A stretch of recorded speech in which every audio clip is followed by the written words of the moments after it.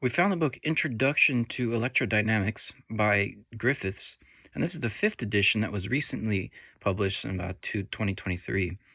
And on the cover, we've got the force equation for electromagnetism here. Electricity and magnetic force together.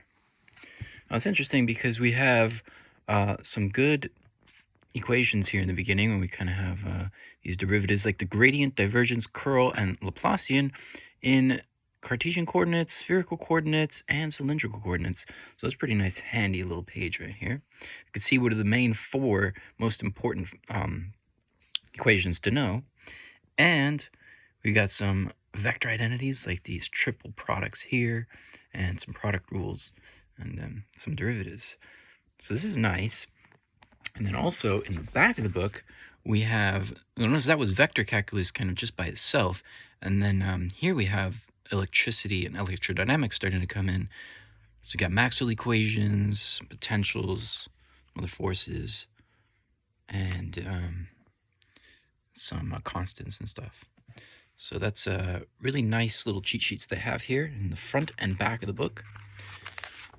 Now let's look at this table of contents. So we could see that the beginning of the book is just basically vectors and vector calculus, because we have to know this stuff here, and be able to take the gradient, the diff, and the curl, and then we could start doing integrations. Like there's differential calculus, integral calculus, and now we can cover the Dirac delta function. That's where we integrate, across infinity. If we integrate 0 from negative infinity to infinity, it actually equals 1. So that's kind of crazy, but that's the Dirac delta function. And then after this first chapter on vectors, we can get into electrostatics. Now, it's nice the way that this book was sort of built out, where it very slowly builds you into electromagnetism. It doesn't just throw you in there. It starts with electrostatics, so there's no movement in electric charges here, so it's just static charges. And then it looks at the work that it actually takes to move a charge. So this is where we start moving into the actual moving charges here. You can see some potentials and Laplace's equations in different dimensions. And then we get into the electric fields with matter. It's pretty cool. Magnetostatics. So again, static magnetics.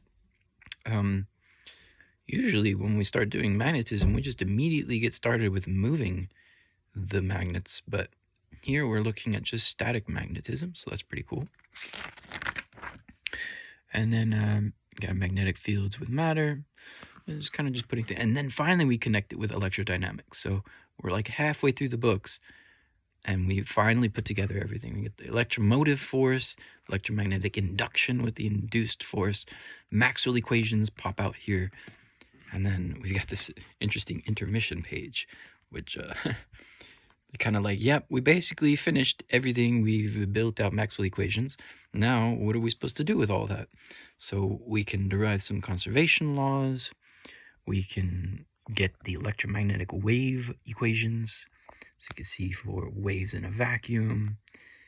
And yeah, and then we can do some other cool things.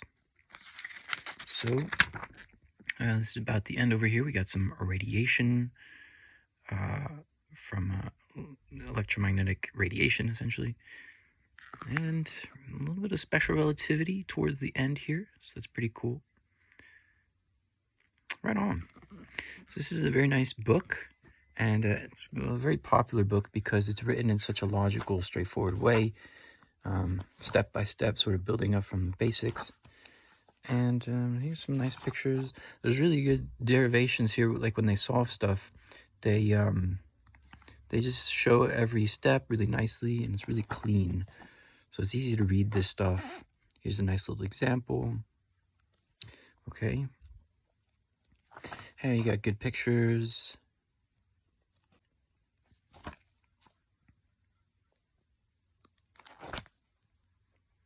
Here's Laplace's equation.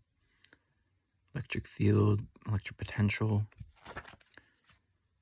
Induced surface charges. Interesting. Poles. dipoles.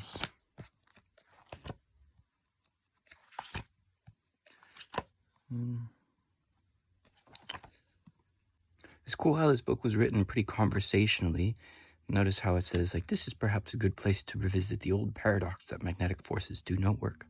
That's just kind of a nicely written sentences, very conversational, rather than just like dry writing. That's pretty nice. Here's the intermission page I was talking about. It says, all the cards are now on the table. My job is done. We've assembled electrodynamics piece by piece with Maxwell equations in the final form, and the theory is complete. So now there's no more laws to be learned, no inconsistencies. So this is a good place to stop if you're teaching a course. But, you know, the cool thing is that you should be able to apply these things to be able to not just make new discoveries or anything, but just to practice, you know, just kind of like learning music theory. You have to be able to write songs with it. So kind of coming up with your own little applications for these problems. So sinusoidal waves. But generally, you know, we always like to learn a whole bunch of new stuff without putting it into application first. So we kind of just keep stacking on info, jamming info into our brains. But, you know, that's kind of where we start to lose our fundamental skills, our basic skills, and we get clogged with too much information, and then it becomes difficult to do simple things. So there we go. That was kind of the whole textbook. Here we've got relativistic electrodynamics.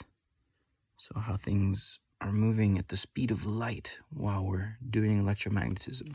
Wow, that's pretty crazy. Anyway, this is a pretty cool book.